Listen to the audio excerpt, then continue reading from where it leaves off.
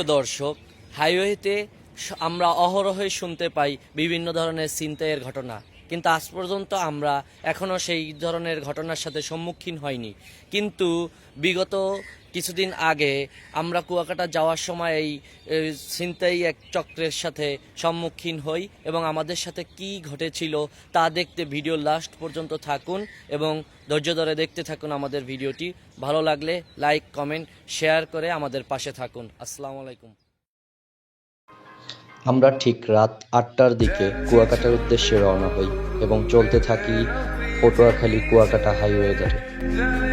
আমরা রাতের মনোমুগ্ধকর পরিবেশ দেখতে দেখতে কুয়াকাটার দিকে আগাতে থাকি এবং এরই সাথে আমরা রাতের বিভিন্ন ধরনের ভিউ উপভোগ করতে থাকি এবং পায়রা বন্দর এর কাছাকাছি এসে একটু বিনোদন নেওয়ার চেষ্টা করি।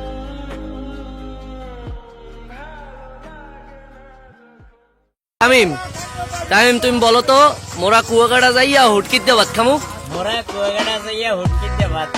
হ্যাঁ, এইখানে আছে আমাদের অমিত ভাই। অমিত ভাইকে জিজ্ঞেস করি, বলো তো মোরা কুয়াকাটা যাইয়া হুটকিতে ভাত খামু? তুমি বলো তো। ও নাইস নাইস। হ্যাঁ সোহান ভাই, হ্যাঁ আমরা এখন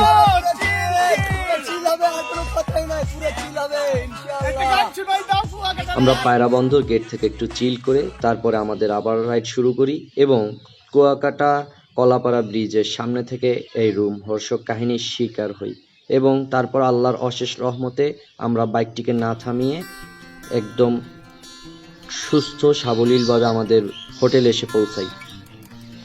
আমাদের হোটেলটি খুবই মনোমুগ্ধকর পরিবেশে অবস্থিত এবং প্রাইসও বেশ রিজনেবল। অমিত ভাই, আমরা তো এইমাত্র হোটেলে এসে পৌঁছালাম, তো আপনার অনুমতি কি? আলহামদুলিল্লাহ, আমরা খুব আল্লাহর রহমতে আজকে হোটেলে এসে এইমাত্র পৌঁছেছি। আলহামদুলিল্লাহ, আল্লাহ লাখ লাখ কোটি কোটি শুকরিয়া। এই আমার এখানে বেয়াই আছে, ফাহিম বেয়াই, মোটা বেয়াই। কোনো বিপদ হয় না আল্লাহর রহমতে। আমরা দুইটা গাড়ি আমার মতো আসতে পারছি, কোনো বিপদ আপদ সামনে নাই। কিন্তু সামনে দুইটা লোক ডাক দিয়েছিল রাস্তায়, কিন্তু আমরা থামাই নাই। আল্লাহর রহমতে আমরা আলমদিনায়। আচ্ছা, ওই যে লোক থামানোর যে চেষ্টা করছে, যখন অনেক কুয়াশা ছিল রাস্তায়, তোমার কি মনে হয় এটা কিসের জন্য? আমার মনে হয় এটা ছিনতাইকারী হতে পারে। এই কারণে তুমি রাইডার্সদের কি ধরনের উপদেশ দিতে চাও? আমরা রাইডার্সকে বলতে চাই যে এরকম ধরনের কোনো সম্মুখীন বিপদ আপদ হলে কখনো গাড়ি থামাবেন না, যত কিছু হোক গাড়ি থামাবেন না, যত তাড়াতাড়ি পারেন যে ওইখান থেকে ত্যাগ করার চেষ্টা করবেন, বা কখনোই গাড়ি থামাবেন না, কিন্তু যে কোনো সময় বিপদ হতে পারে। এটা এক ধরনের ট্রাপ হইতে পারে নাকি? বিপদ হতেই পারে, স্বাভাবিক ব্যাপার। আমাদের এই বেয়ার ভাষ্য হচ্ছে যে কেউ অ্যাক্সিডেন্ট করতে পারে, কিন্তু আমরা ওই জায়গায় দেখছি যে একেবারেই শুনশান, এতটা শুনশান এরিয়া যেখানে অ্যাক্সিডেন্টের আমরা কোনো চিহ্নই পাই নাই, কিন্তু তারা আমাদেরকে অ্যাগ্রেসিভলি ডাকছিল। তো সেই ক্ষেত্রে আপনার কি মতামত?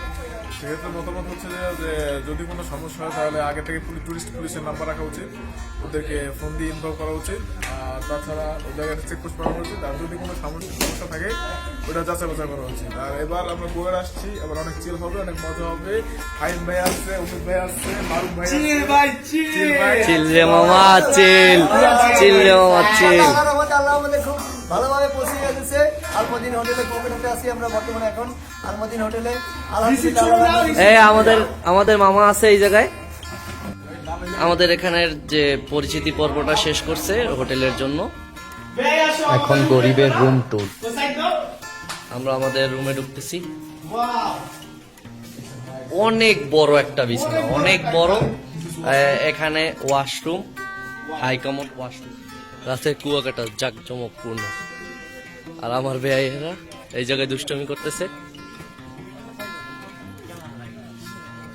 এই সাথে এই পাশে অনেক ধরনের দোকান আছে। আর ঠিক ওই পাশে হচ্ছে সাগর, সাগরের ঢেউয়ের গর্জন আসতেছে এখানে। এখানে দেখতে পাচ্ছি টুনা মাছ, কোরাল মাছ, স্কুইড আছে, কাঁকড়া আছে, অক্টোপাস আছে। এখানে অনেক বড় বড় অক্টোপাস, কোরাল মাছ আছে।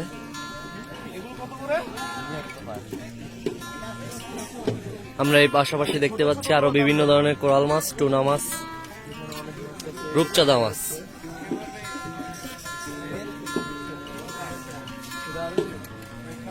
অমিত ভাই দামাদামি করতেছে। আর এরই সাথে আমাদের সাথে দেখা হয়ে যায় কিছু পর্যটকদের সাথে, যারা ফানুস উড়াচ্ছিল এবং চারিপাশে উৎসুক জনতার ভিড়, এবং আমরাও উৎসুক জনতার মতন ফানুস উড়ানো উপভোগ করতে থাকি এবং আপনাদের জন্য একটু ছোট্ট বিনোদন দেওয়ার চেষ্টা করি। এবং এরই ফাঁকে দেখতে পাচ্ছি আমরা আকাশে ফানুস উড়ে যাচ্ছে, মনের আবেগ এবং আমার মনের নীলিমার যত রং নিয়ে আকাশে ছুটে যাচ্ছে। এরই সাথে আমরা রাত্রের ভ্রমণ কমপ্লিট করি। রাতে দেরিতে ঘুমানোর জন্য আমরা সানসেট দেখতে পারিনি, কিন্তু খুব তাড়াতাড়ি সকাল সকাল আমরা সমুদ্র সৈকত উপভোগের জন্য বেরিয়ে পড়ি।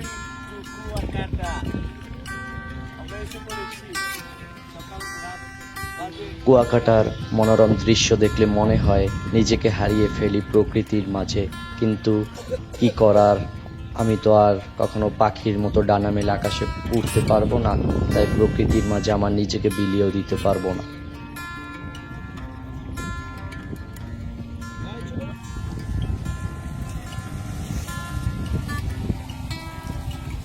হ্যালো গাইস, আসসালামু আলাইকুম। আমাদের ব্লগে আপনারা সাথে থাকেন। কুয়াকাটা ট্রিপ আমাদের সুন্দর করার জন্য আমাদের সাথে আছে আমাদের বেয়াই বন্ধু বান্ধব সবাই।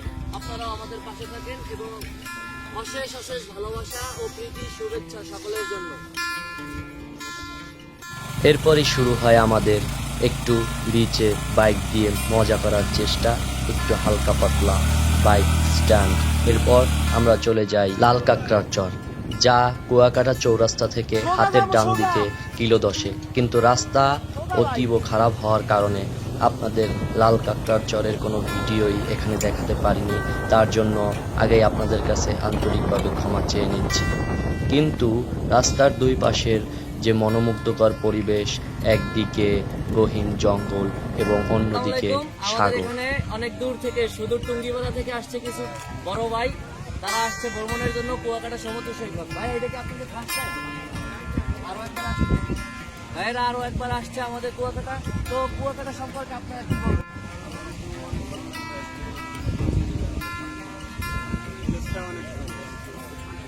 গাইস, তারা আসলে আসছে বাইক রাইডিং করে। তো বাইক রাইডিং এর এক্সপিরিয়েন্সটা কেমন আপনাদের? কোনো ধরনের হ্যাসেল হয়েছে কিনা? অনেক রিল্যাক্সে আসতে পারছেন? ও আচ্ছা। আর এরই সাথে আমরা পরন্ত বিকালের প্রকৃতি উপভোগ করতে করতে এগিয়ে চলি আমাদের নির্দিষ্ট গন্তব্যে। চলে নাহি যেতে চাই, তবু চলে যেতে হয়। কিন্তু এরই সাথে আমি ক্ষমা চাচ্ছি আপনাদের কাছে, আমি ক্যামেরা বন্দি করতে পারিনি বিভিন্ন ধরনের দৃশ্য ও বিভিন্ন ধরনের ফুটেজ। তারপরও এখন আপনারা গান উপভোগ করতে করতে আমাদের ব্লগের শেষে সবাইকে জানাচ্ছি আসসালামু আলাইকুম ওয়া রাহমাতুল্লাহি ওয়া বারাকাতুহু।